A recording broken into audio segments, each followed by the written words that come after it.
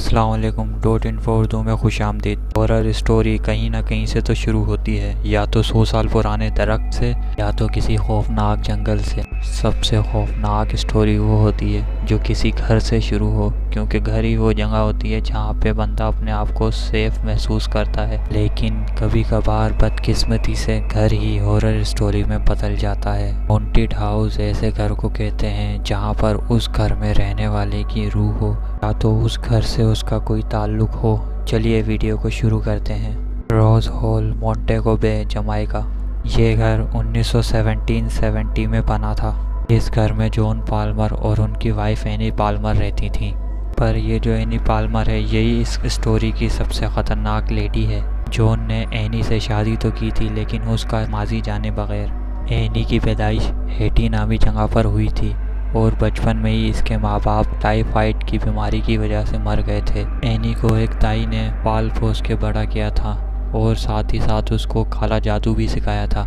जब एनी की शादी जॉन से हुई तो इसने कुछ दिन बाद ही जॉन को मार डाला और वो घर अपने नाम कर लिया। और उसके बाद उसने 3 शादियाँ की और तीनों को मार डाला। और उस घर में जो नौकर रहते थे उनकी भी उसने बलियाँ चढ़ा दी। लेकिन एक दिन एक नौकर के बेटे ने, जिसके फादर को एनी ने मार डाला था, उसने अपने फादर का बदला लेने के लिए एनी को कत्ल कर डाला। ये माना जाता है कि एनी आज भी उस घर में भटकती है और वो वाइट विच यानी डाइन के नाम से भी जानी जाती है। और ये भी कहा जाता है कि जितने हस्बैंड और नौकरों को उसने बेरहमी से काले जादू के ज़रिए मारा था, वो आज भी इस घर को हॉन्ट करते हैं। 1965 में इस घर को म्यूज़ियम में बदल दिया गया, लेकिन जो स्टाफ यहाँ पर काम करता है वो आज भी पैरानॉर्मल एक्टिविटीज़ को रिपोर्ट करते हैं। जैसे दरवाजे का अपने आप बंद हो जाना और ऐसी चीखों का सुनाई देना जैसे कि लोगों को मारा जा रहा हो। और ये आवाज़ें रात के वक्त पूरी बिल्डिंग में गूंजती हैं। The valley house, California.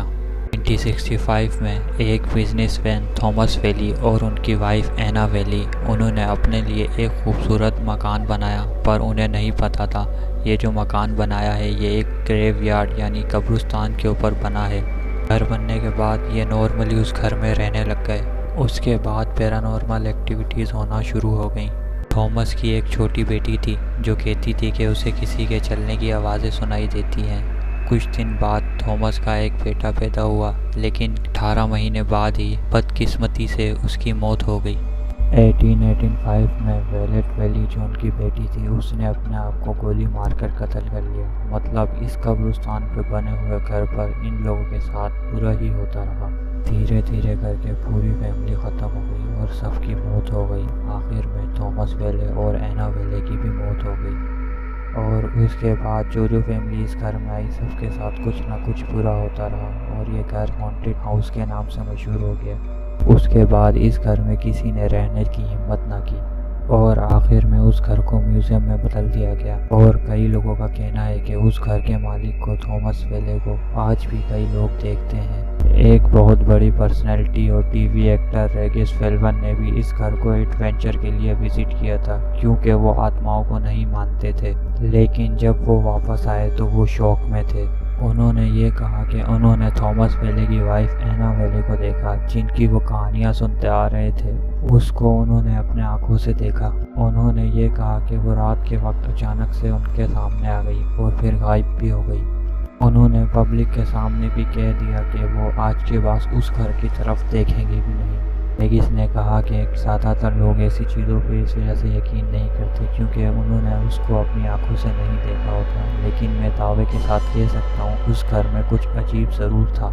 एक कॉमेडियन जिनका नाम था टॉम ग्रेन, वो भी इस घर में एक रात गुजारने के लिए गए थे, ये देखने के लिए कि इस घर के अंदर क्या होता है। क्योंकि ये घर यूएस के सबसे मोस्ट हॉन्टेड हाउसों में से एक था, इसीलिए ये फेमस लोग इस घर के अंदर जाया करते थे।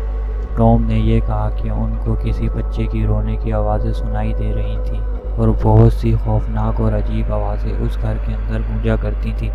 उस वक्त जब वेले फैमिली ज़िंदा थी तो उनके पास एक डॉग भी था जिसका नाम था डोली। और आज के वक्त में जिन लोगों ने भी उस घर के अंदर विज़िट करा, उन्होंने ये कहा कि उनको एक डॉग दिखाई दिया और वो अचानक से गायब भी हो गया। आज की वीडियो आपको पसंद आई होगी। वीडियो को लाइक करें और चैनल को सब्सक्राइब करें। शुक्रिया।